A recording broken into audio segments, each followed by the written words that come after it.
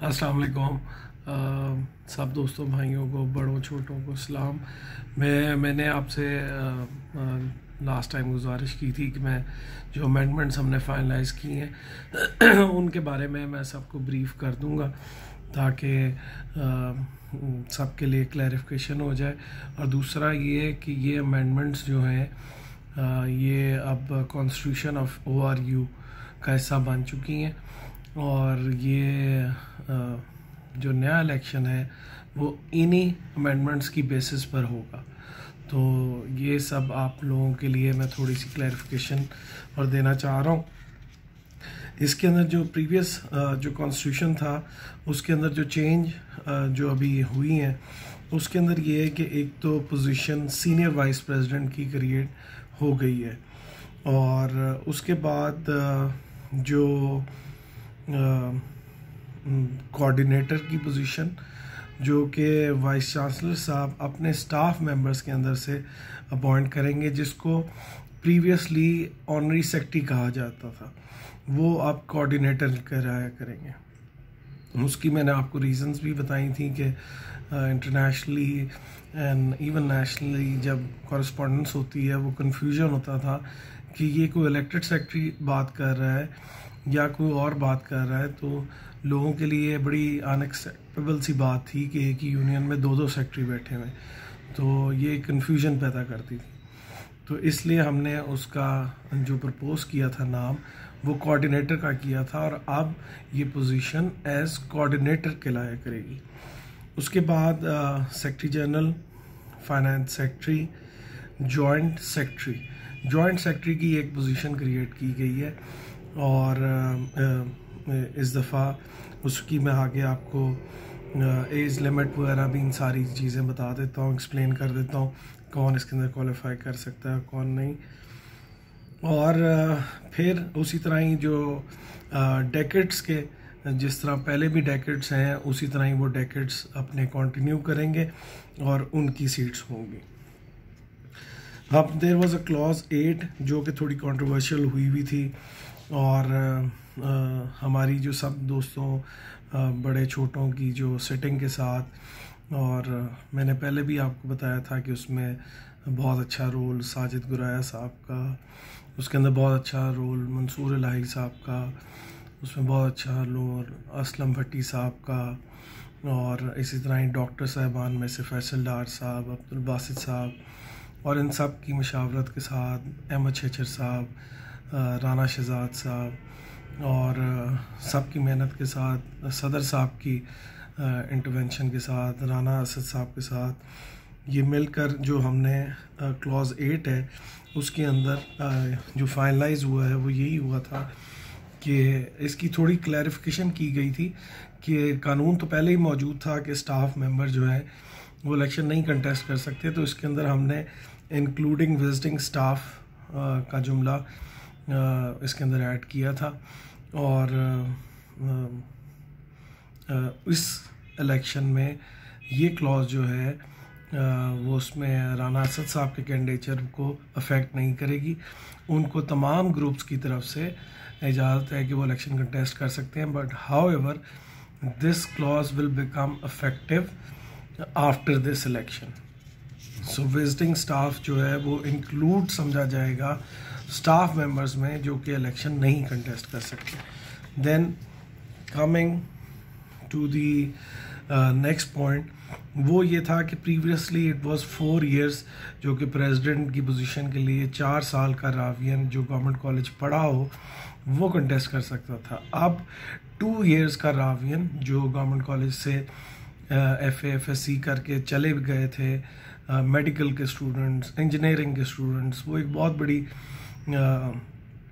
Percentage थी जिसको बार हुए थे कि वो इलेक्शन प्रेसिडेंट का नहीं कंटेस्ट कर सकते थे। तो वो इस नए कानून के मुताबिक वो कंटेस्ट कर सकते हैं।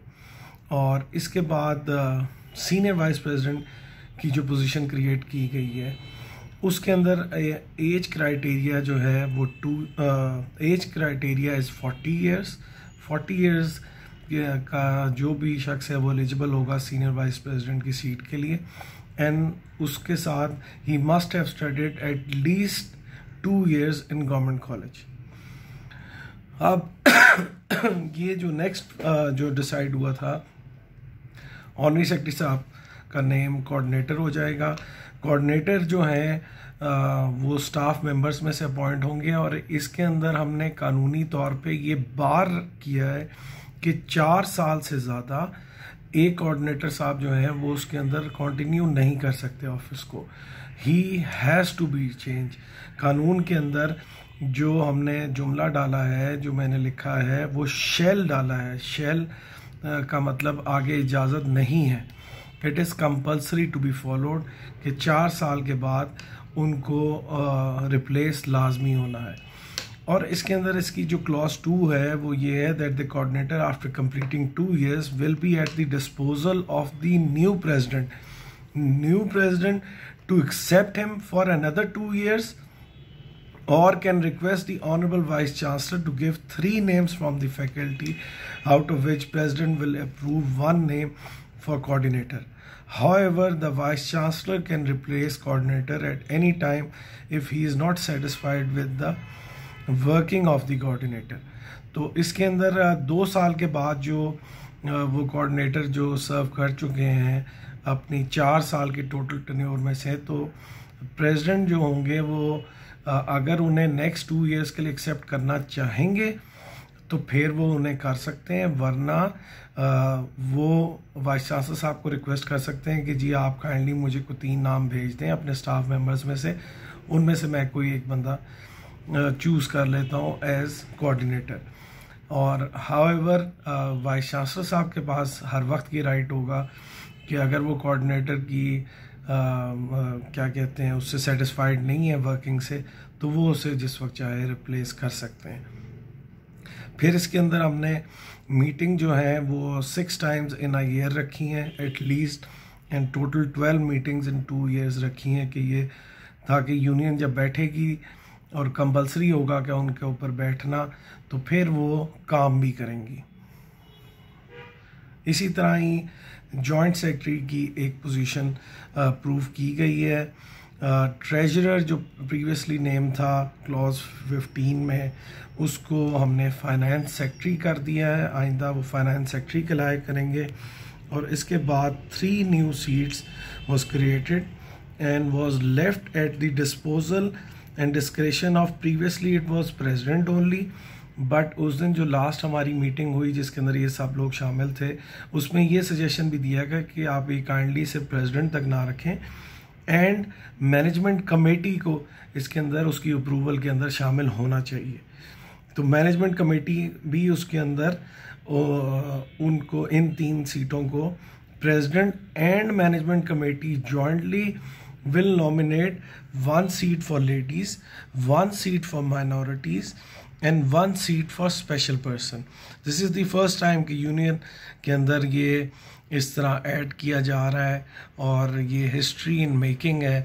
और माशाल्लाह ये इस कमेटी को एक क्रेडिट जाता है कि उन्होंने इसके ऊपर बहुत मेहनत करके, बहुत वर्किंग करके ये तमाम सीटें और तमाम लोगों को रिप्रेजेंटेशन दी है, which will give a good image to the entire world कि गवर्नमेंट कॉलेज जो है वो हर एक को अकोमोडेट कर रहा है, हर एक को साथ लेके चल रहा है।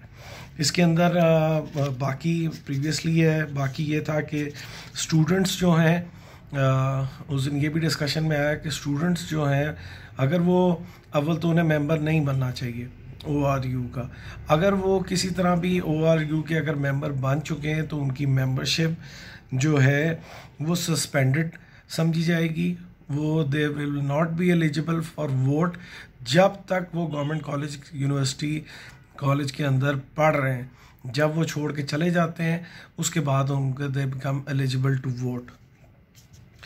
बाकी इसके अंदर जो पुरानी शिकें थी कि 5 मेंबर्स जो हैं वो एग्जीक्यूटिव कमेटी का कोरम फॉर्म करते हैं।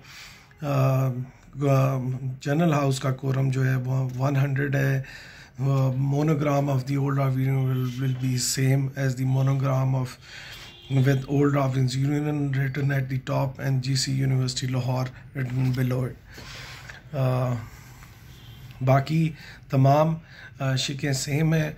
और जो पहले जो अकाउंट ऑपरेट होता था ट्रेजरर एंड ऑनरी सेक्रेटरी, अब वो finance secretary and coordinator jointly operate किया करेंगे।